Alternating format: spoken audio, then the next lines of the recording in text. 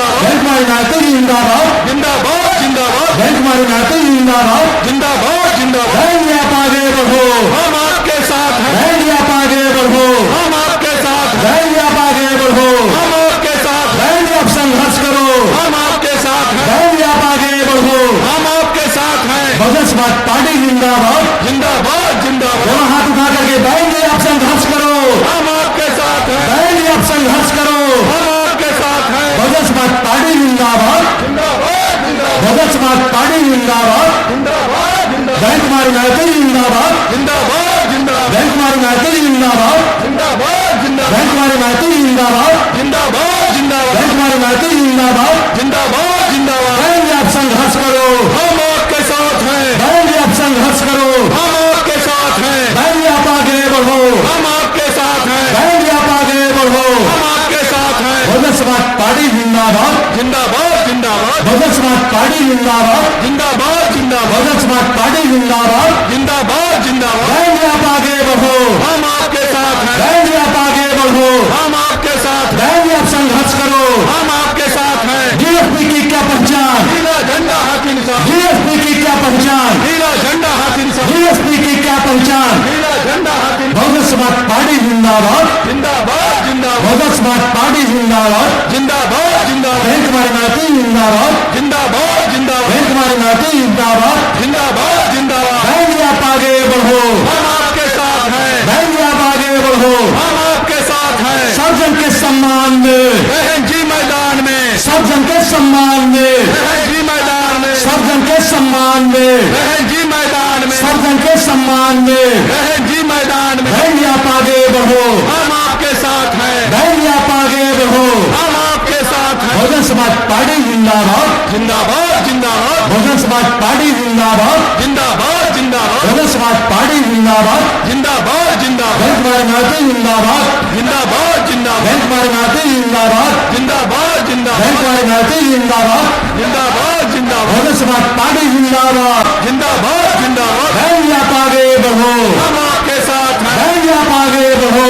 हम आपके साथ हैं। बहुजन समाज पार्टी जिंदाबाद, जिंदाबाद जिंदाबाद बहुजन समाज पार्टी जिंदाबाद। जिंदाबाद जिंदाबाद। बैंक भी संघर्ष करो, हम आपके साथ हैं। बैंक हमारी नाते जिंदाबाद, जिंदाबाद जिंदाबाद बैंक हमारी नाते जिंदाबाद, जिंदाबाद जिंदाबाद बैंक हमारी नाते जिंदाबाद, जिंदाबाद जिंदाबाद बैंक हमारी नाते जिंदाबाद, जिंदाबाद जिंदाबाद बैंक हमारी नाते जिंदाबाद। जिंदाबाद जिंदाबाद। बैंक आप आगे बढ़ो, बैंक आप आगे बढ़ो, बैंक आप संघर्ष करो। बहुजन समाज पार्टी जिंदाबाद, बहुजन समाज पार्टी जिंदाबाद। बैंक हमारी नाते जिंदाबाद, बैंक हमारी नाते जिंदाबाद, बैंक हमारी नाते जिंदाबाद, बैंक हमारी नाते जिंदाबाद। बैंक आप आगे बढ़ो, बैंक आप आगे बढ़ो, बैंक आप संघर्ष करो, बैंक आप संघर्ष करो। बहुजन समाज पार्टी जिंदाबाद। बहुत बहुत धन्यवाद।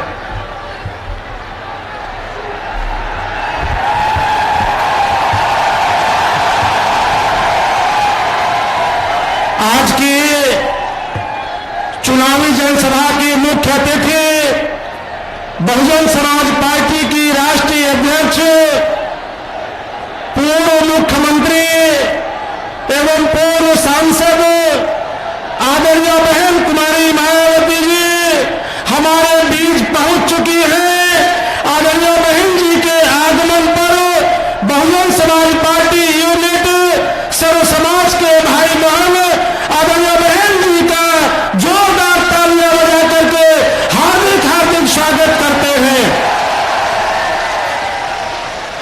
आदरणीय बहन जी के स्वागत में कौशाम्बी लोकसभा सुरक्षित से प्रत्याशी श्री शुभ नारायण गौतम जी पार्टी का चुनाव चिन्ह हाथी सब प्रेम भेंट करके आदरणीय बहन जी का सम्मान करते हैं। आदरणीय शुभ नारायण गौतम जी।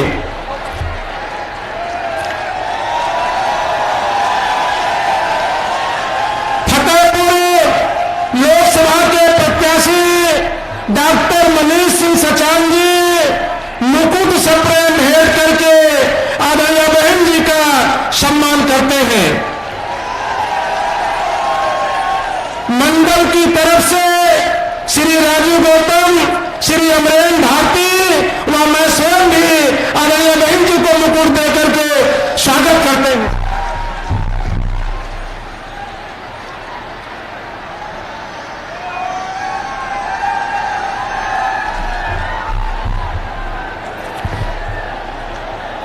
अब मैं बड़े आदर के साथ अनुरोध करता हूं कि आज की चुनावी जनसभा की मुख्य अतिथि बहुजन समाज पार्टी की राष्ट्रीय अध्यक्ष, उत्तर प्रदेश की पूर्व मुख्यमंत्री व पूर्व सांसद एवं करोड़ों बेसहारों की आवाज, हम सबके मान सम्मान स्वाभिमान की प्रतीक आदरणीय बहन जी जनसभा को संबोधित करने की कृपा करें। आदरणीय बहन जी।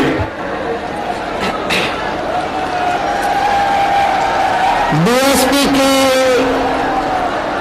इस चुनावी जनसभा में इकट्ठा हुए पार्टी के सभी छोटे बड़े पदाधिकारी एवं कार्यकर्तागण, आज आप लोग देश में व यहाँ आपके उत्तर प्रदेश स्टेट में भी लोकसभा के लिए हो रहे आम चुनाव में अपनी पार्टी के उम्मीदवारों के समर्थन में मुझे सुनने के लिए भारी संख्या में यहाँ इकट्ठा हुए हैं, तो उसके लिए मैं आप सभी लोगों का हार्दिक दिल से आभार प्रकट करती हूँ।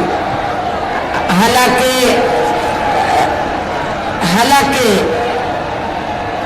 आप लोगों को ये मालूम है कि हमारी पार्टी कांग्रेस, बीजेपी व अन्य किसी भी विरोधी पार्टी तथा गठबंधन आदि के साथ मिलकर नहीं, बल्कि अकेले ही अपनी पार्टी के बलबूते पर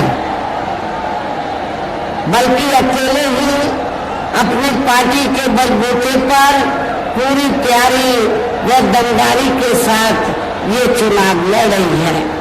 इसके साथ ही हमने टिकट बंटवारे के मामले में भी सब समाज के लोगों को उचित भागीदारी दी है, जिनको कामयाब बनाने के लिए अपनी पार्टी के लोग पूरे जी जान से लगे हुए हैं।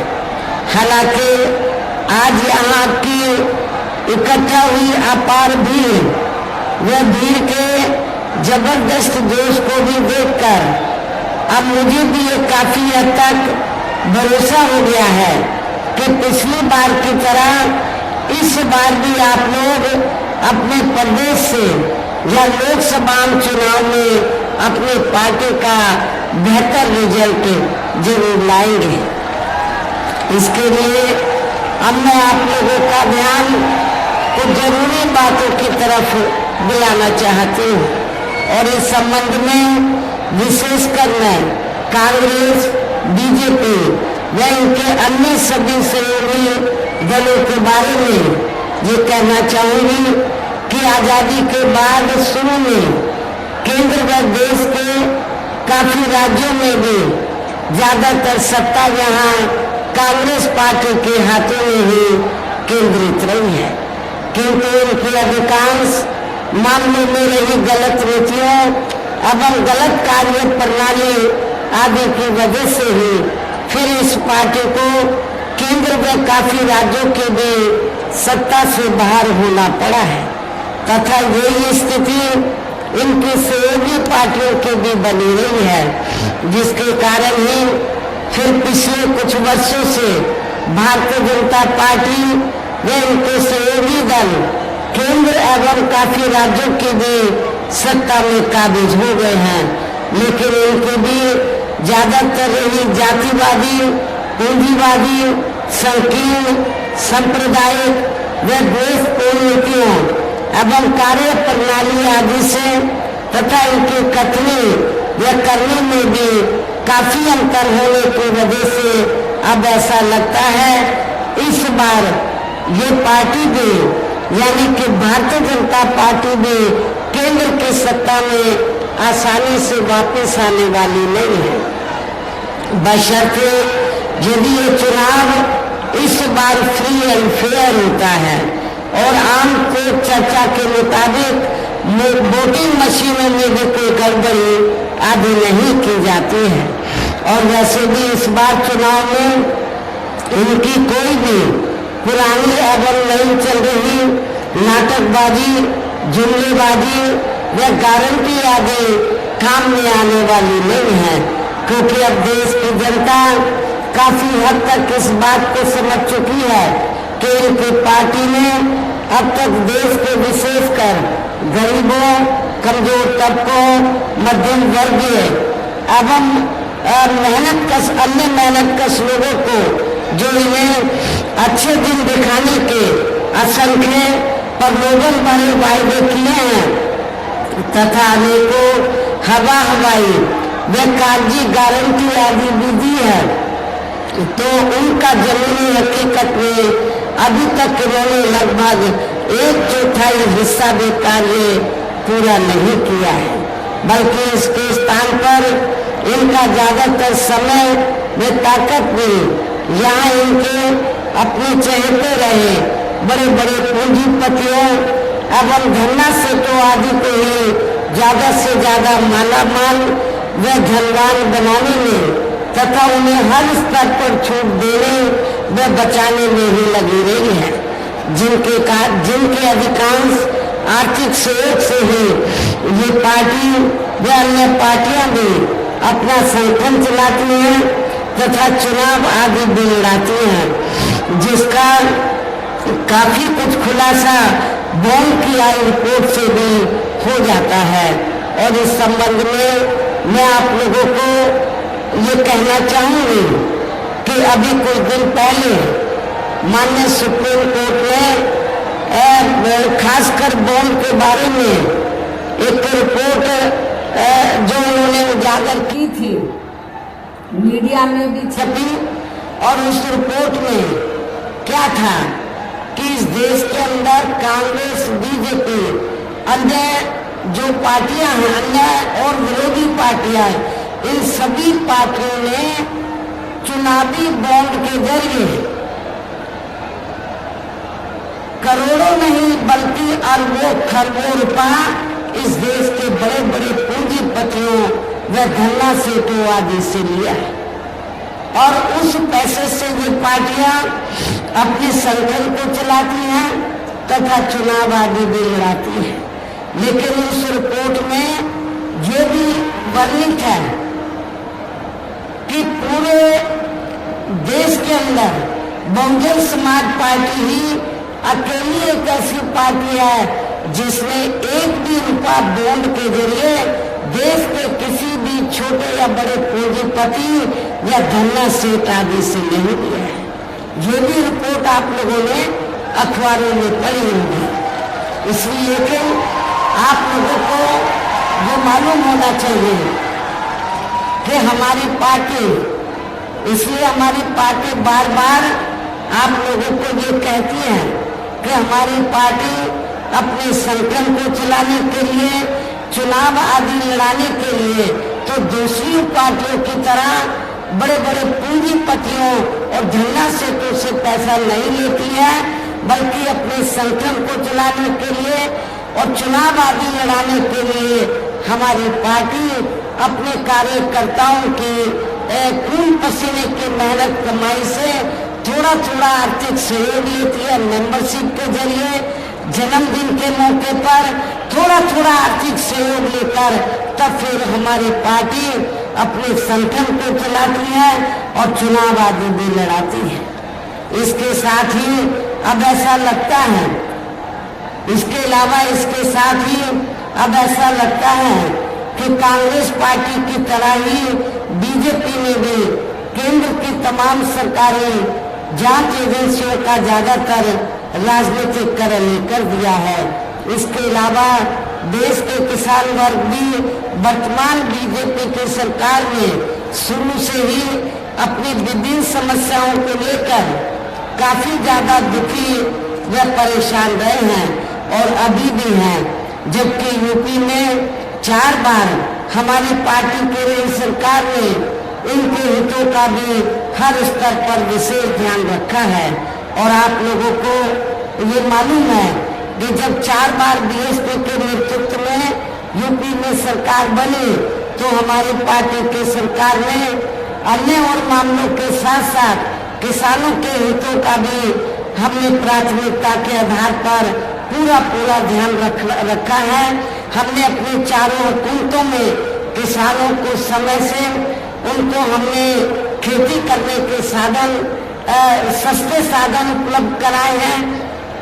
और इतना ही नहीं बल्कि उनकी फसल का भी उचित दाम हमारी पार्टी की सरकार ने दिया है, जो अब हमारे किसान भाइयों को मिलता हुआ नजर नहीं आ रहा है। इतना ही नहीं बल्कि केंद्र में पूर्व की रही कांग्रेसी सरकार की तरह ही वर्तमान भाजपा सरकार में भी इनकी जातिवादी, हीन, सांप्रदायिक एवं पूंजीवादी सोच व नीतियों के चलते ही पूरे देश में सर्व समाज में से खासकर गरीबों, दलितों, आदिवासियों, पिछड़े वर्गों, मुस्लिम एवं अन्य धार्मिक अल्पसंख्यक समाज के लोगों का भी पूर्ण रूप से विकास व उत्थान आदि नहीं हो सका है। और इस संदर्भ में वैसे आप लोगों को ये मालूम है कि पूरे देश में यहाँ दलितों, आदिवासियों एवं अन्य पिछड़े वर्गों का सरकारी नौकरियों में वर्षों से अधूरा पड़ा आरक्षण का कोटा भी अभी तक पूरा नहीं भरा गया है। विशेषकर SC व ST वर्गों के सरकारी कर्मचारियों का पदोन्नति में आरक्षण भी अब काफी हद तक प्रभावी नहीं बना दिया गया है। और इस मामले में वैसे आप लोगों को मालूम है जब यूपी में समाजवादी पार्टी की सरकार थी, श्री अखिलेश यादव की सरकार थी, तो उस समय समाजवादी पार्टी की सरकार ने जहाँ पर SC व ST वर्गों के सरकारी कर्मचारियों का पदोन्नति में आरक्षण बिल्कुल खत्म कर दिया था। लेकिन अब किस मुंह से वो बोल रहे हैं कि हम आरक्षण के हिमायती हैं। जो पार्टी शुरू से ही आपके आरक्षण के खिलाफ रही है, खासकर दलितों और आदिवासियों के आरक्षण के खिलाफ रही है, ऐसे पार्टी को वोट देने का मतलब है कि आप लोग भारतीय संविधान को ध्यान में रखकर तो ऐसी पार्टियों को आप लोग सजा नहीं दे रहे हैं, बल्कि ऐसी पार्टियों को सजा देना बहुत जरूरी है। चुनाव में ऐसी पार्टी को, उम्मीदवारों को आपको वोट नहीं देना चाहिए। साथ ही केंद्र व राज्यों में भी विरोधी पार्टियों की रही सरकारों में इन सभी वर्गों को प्राइवेट सेक्टर में आरक्षण दिए जाने की व्यवस्था किए बिना ही इनके सरकारों के ज्यादातर सरकारी कार्य अब प्राइवेट सेक्टर के जरिए ही इनके बड़े बड़े पूंजीपतियों व धन्ना सेठों आदि को ही दिए जाने के कारण अब इनको पूरे देश में आरक्षण का बहुत कम ही लाभ मिल पा रहा है। इसी प्रकार इनका अन्य और मामलों में भी शोषण व उत्पीड़न आदि होना अभी तक भी बंद नहीं हुआ है। इनके साथ साथ मुस्लिम एवं अन्य धार्मिक अल्पसंख्यक समाज के लोगों की भी हालत हर स्तर पर यह काफी ज्यादा खराब व दयनीय बनी हुई है, जिसका काफी कुछ खुलासा सच्चर कमेटी की रिपोर्ट में भी किया गया है। इतना ही नहीं बल्कि पिछले कुछ वर्षों से केंद्र में अधिकांश राज्यों में भी बीजेपी या RSS की सरकारों के चलते हुए अब इनका विकास या उत्थान आदि होना भी काफी हद तक बंद सी हो गया है। आए दिन इन पर खासकर हिंदुत्व की आड़ में हो रही जुर्म जाति भी यह काफी ज्यादा चरम सीमा पर पहुंच चुकी है। इनके साथ साथ अपर कास्ट समाज में से विशेषकर गरीब लोगों की भी हालत हमें कोई खास अच्छी नजर नहीं आ रही है। इनकी गलत कृषि नीतियों के कारण किसान वर्ग भी आए दिन आंदोलित ही रहता है। साथ में इनकी गलत आर्थिक नीतियों की वजह से देश की अर्थव्यवस्था पर भी इसका काफी बुरा प्रभाव पड़ रहा है, जिससे यहाँ विशेषकर छोटे एवं मध्यम वर्गीय व्यापारी वर्ग भी काफी ज्यादा दुखी व परेशान है। और अब केंद्र में पूर्व की रही सरकारों की तरह ही वर्तमान भाजपा सरकार में भी यहाँ पूरे देश में गरीबी, बेरोजगारी एवं महंगाई आदि भी लगातार काफी ज्यादा बढ़ रही है। देश में हर स्तर पर फैला भ्रष्टाचार भी अभी तक खत्म नहीं हुआ है। ऐसे में अब आप लोगों को देश में हो रहे लोकसभा चुनाव में कांग्रेस, बीजेपी व इनके सहयोगी पार्टियों को भी केंद्र की सत्ता में आने से जरूर रोकना है। जिनके गलत नीतियों एवं गलत कार्य प्रणाली आदि को आप लोग काफी हद तक आजमा दे चुके हैं। ऐसी स्थिति में अब ये विरोधी पार्टियां इस चुनाव में भी किस्म किस्म के साम दाम दंड भेद आदि अनेकों हथकंडे इस्तेमाल करके केंद्र की सत्ता में आने की पूरी कोशिश में लगे हैं, जिनसे अपनी पार्टी के लोगों को हर स्तर पर काफी ज्यादा सावधान रहना है। और इस मामले में विरोधी पार्टियां अपने अपने पक्ष में हवा बनाने के लिए खासकर मीडिया, ओपिनियन पोल व सर्वे आदि का जो बड़े पैमाने पर इस्तेमाल कर रही हैं, तो उनसे भी अपनी पार्टी के लोगों को बिल्कुल भी गुमराह नहीं होना है। इसके साथ ही विरोधी पार्टियों के विभिन्न रूपों में जारी किए गए इनके हवाई व प्रलोभन भरे चुनावी घोषणा पत्रों एवं वायदों आदि के बहकावे में भी अपनी पार्टी के लोगों को कतई नहीं आना है, जिन्हें ये पार्टियां चुनाव खत्म होने के बाद ज्यादातर अमल में नहीं लाती हैं। और अब जिन पर से देश की जनता का अधिकांश विश्वास ही उठ गया है, ये खास वजह है कि हमारी पार्टी किसी भी चुनाव में अपनी पार्टी का कोई भी चुनावी घोषणा पत्र आदि जारी नहीं करती है। वैसे भी हमारी पार्टी किसी भी मामले में कहने में बहुत कम बल्कि कार्य करके दिखाने में ही ज्यादा विश्वास रखती है।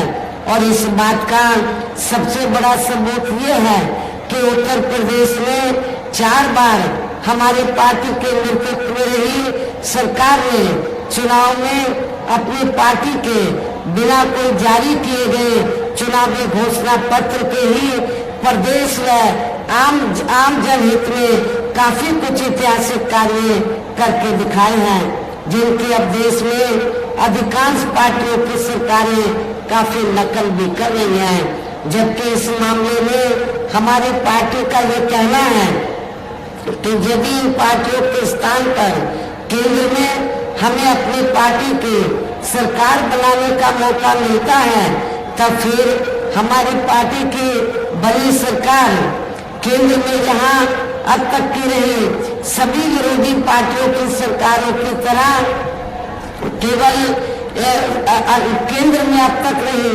सभी विरोधी पार्टियों की सरकारों की तरह केवल हवाई व कागजी कार्य आदि नहीं करेगी, बल्कि उत्तर प्रदेश की तरह ही जमीनी हकीकत में ठोस कार्य करके भी दिखाएगी। और इस संदर्भ में खासकर मैं ये कहना चाहूंगी, केंद्र द्वारा देश में पिछले कुछ समय से अति गरीब परिवारों को अस्थायी तौर पर फ्री में जो थोड़ी सी खाद्य सामग्री या राशन आदि दी जा रही है, तो उससे इनका स्थायी तौर पर भला होने वाला नहीं है, जिसके एवज में अब ये बीजेपी कंपनी के लोग इन गरीब लोगों से वोट मांगते हुए घूम रहे हैं गांव-गांव में, शहरों की बस्तियों में। लेकिन मैं इन गरीब लोगों को ये बताना चाहती हूँ कि आप लोगों को केंद्र की सरकार द्वारा जो फ्री में थोड़ा सा राशन दिया जा रहा है, तो ये कोई अपनी जेब से ये लोग नहीं दे रहे हैं, बल्कि आप जो सरकार को टैक्स देते हैं उस टैक्स के पैसे के जरिए ही तो आप लोगों को ये मुफ्त में राशन दिया जा रहा है। इसलिए आप लोगों को इनके बहकावे में कतई नहीं आना है। और वैसे भी इनकी ये जटिल समस्या, जो गरीब लोगों की जटिल समस्या है, देश में हर हाथ को काम देने से केवल दूर हो सकती है, जिसकी तरफ हमारी पार्टी की बनी सरकार ध्यान देगी। साथ ही देश में पिछले काफी वर्षों से आए दिन बढ़ रही गरीबी, बेरोजगारी व महंगाई आदि से भी जनता बहुत ज्यादा दुखी व परेशान है, जिसे भी आर्थिक नीतियों में तब्दीली करके जरूर दूर किया जाएगा।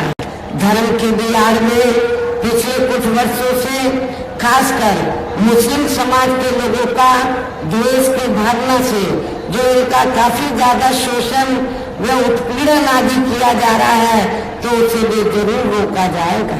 और ये सब हमने अपनी यूपी की रही सरकार में करके भी दिखाया है।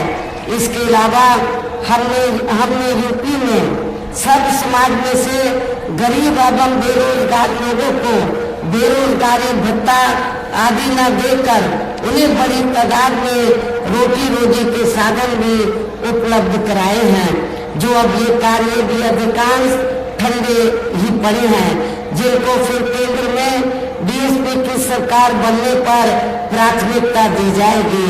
कहने का तात्पर्य ये है कि देश में इस समय हो रहे लोकसभा चुनाव में विरोधी पार्टियों के जारी किए गए उनके हवाई व प्रलोभन भरे चुनावी घोषणा पत्रों आदि के बहकावे में अब यह खासकर देश के अपने गरीबों, मजदूरों, बेरोजगारों एवं अन्य मेहनतकश लोगों को बिल्कुल भी नहीं आना है। और अब इन्हें ऐसी सभी विरोधी पार्टियों को हर हालत में केंद्र की सत्ता में आने से जरूर रोकना है, जिनकी कथनी व करने में काफी अंतर रहा है तथा जिन्हें ये लोग बरसों से आजमा दे चुके हैं। ऐसे में अब मेरा यही कहना है कि आप लोगों को अपने खुद के व अपने क्षेत्र एवं प्रदेश तथा देश के भी हित में अपने वोटों को या कांग्रेस, बीजेपी व अन्य विरोधी पार्टियों को न देकर केवल अपने एकमात्र हितैषी पार्टी बहुजन समाज पार्टी को ही देना है, जो ये पार्टी उत्तर प्रदेश की तरह ही केंद्र में भी अपनी पार्टी के सरकार बनने पर फिर पूरे देश में यहाँ अपनी पार्टी के सर्वजन हिताय व सर्वजन सुखाय की नीतियों पर आधारित सरकार चलाएगी। इसके साथ साथ केंद्र से जुड़ी आपके क्षेत्र की जो भी यहाँ स्थानीय समस्याएं होंगी तो उन्हें भी फिर दूर करने का हर संभव पूरा प्रयास किया जाएगा। साथ ही यहाँ गरीबों, मजदूरों, बेरोजगारों, कर्मचारियों, किसानों, छोटे व्यापारियों एवं अन्य मेहनतकश लोगों के हितों का भी विशेष ध्यान रखा जाएगा। सर्व समाज में से खासकर दलितों, आदिवासियों, पिछड़े वर्गों, मुस्लिम व अन्य धार्मिक अल्पसंख्यक समाज के लोगों के विकास एवं उत्थान के साथ साथ हर स्तर पर उनकी सुरक्षा आदि के लिए भी सख्त कदम उठाए जाएंगे। और तभी फिर यहाँ वास्तव में अपने देश के महान संतों, गुरुओं व महापुरुषों में भी विशेषकर महात्मा ज्योतिराव फूले, श्री छत्रपति शाहू जी महाराज, श्री नारायण गुरु, बाबा साहब डॉक्टर भीमराव अम्बेडकर एवं मान्यवर श्री कांशीराम जी आदि का अधूरा रहा सपना जरूर साकार हो सकता है, जिनको यूपी में हमारी पार्टी के लिए सरकार द्वारा हर स्तर पर पूरा आदर सम्मान दिया गया है। इन्हीं खास बातों के साथ ही अब मेरा देश व आपके स्टेट के भी हित में ये कहना है कि हमारी पार्टी ने यहाँ जिनको भी लोकसभा के लिए चुनाव के मैदान में उतारा है, जो आपके सामने मंच पर भी मौजूद हैं, तो उन्हें आप लोगों को जरूर कामयाब बनाना है, जिसके लिए यहाँ पार्टी के सभी स्तर के छोटे बड़े पदाधिकारी एवं कार्यकर्तागण आदि पूरे जी जान से लगे हैं। और इतना ही नहीं, अच्छी बात यह है कि आपके इलाहाबाद मंडल में तो बैकवर्ड क्लास की विभिन्न जातियां हैं और उनमें से पाल समाज भी काफी बड़ी तादाद में है और हमारी पार्टी के स्टेट के प्रेसिडेंट पाल समाज में हैं, पाल समाज से ताल्लुक रखते हैं। तो हमारे जो स्टेट के प्रेसिडेंट भी हैं तो वो भी इधर इलाहाबाद मंडल में प्रयागराज जो मंडल है पूरे जी जान से लगे हैं। और अब अंत में मेरा यही कहना है कि आप लोगों को वोट पड़ने वाले दिन या बीएसपी के अपने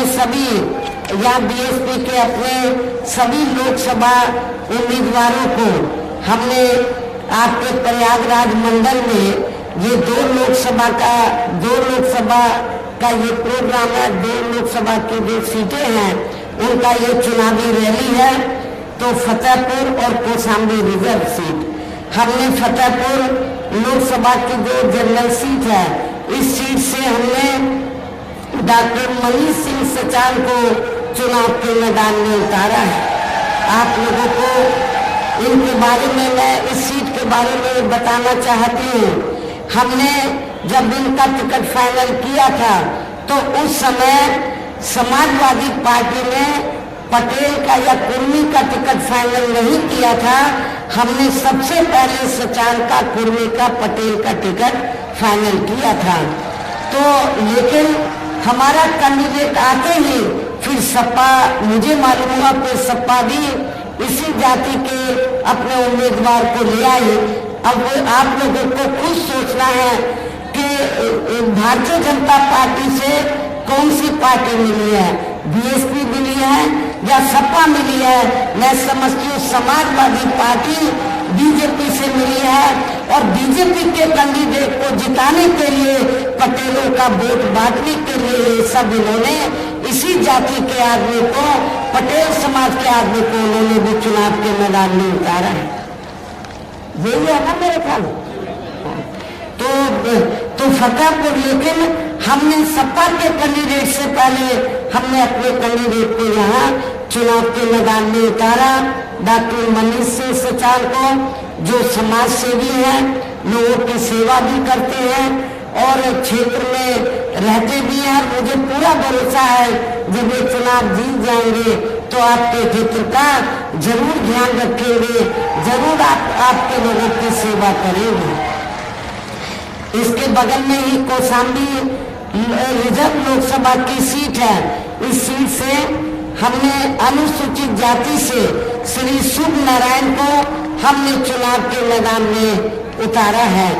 ये आपके साथी काफी पढ़े लिखे हैं और इनको सरकारी अनुभव भी है लोगों की सेवा करने का, तो इनको भी आप लोग जरूर कामयाब बनाए और कामयाब होने के बाद ये भी आपके क्षेत्र का जरूर ध्यान रखेंगे, आपके क्षेत्र के विकास का, आपके क्षेत्र की जनता की दुख तकलीफों में ये शरीक होंगे, तो इनका भी आप लोगों को विशेष ध्यान रखना है।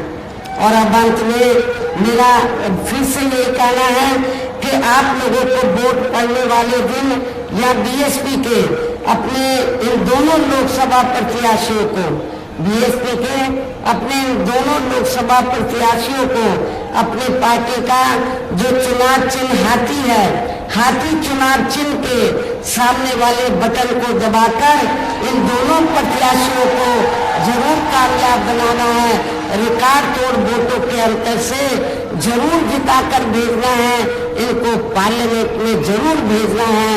इस खास अपील के साथ ही अब मैं अपनी बात यही समाप्त करती हूँ। जय भीम, जय भारत।